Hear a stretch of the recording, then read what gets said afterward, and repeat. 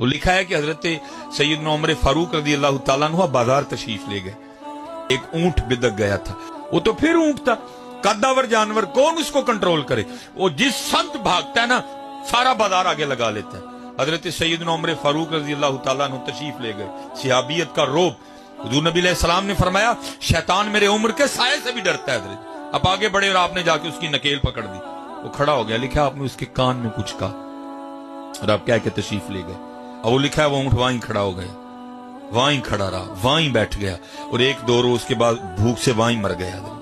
اب سب بازار والوں نے دیکھا تھا، لیکن پتہ کسی کو نہیں کہ امیر المومنین حضرت سیدنا عمر بن خطاب رضی اللہ تعالیٰ نے اونٹ کے کان میں کہا کیا ہے۔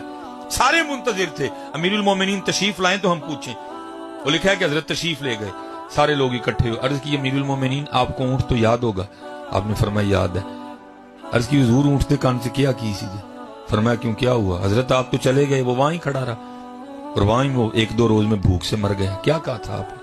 تو جو امیر المومنین نے جواب دیا میں پنجابی میں اس کا مفہوم بیان کر دیتا ہوں، اور فرماتے میں تے اینا ہی کیا سی، اینا بھوڑکا نو ہون ڈے ہیں، مرنا نہیں یاد ہے، اسی ادھر جی تاں ہی بھوڑ ہوئے دے ہیں سارے، کیونکہ سانو مرنا نہیں یاد کوئی بھی، اسی تاں بھوڑ ہوئے دے ہیں سارے، اسی پتہ نہیں سمجھنے ہی ہو رہے کی شے ہے، فائدو کک بھی نہیں شے، جدن وہ مرضی ہوئی انہیں لمحہ پا لینے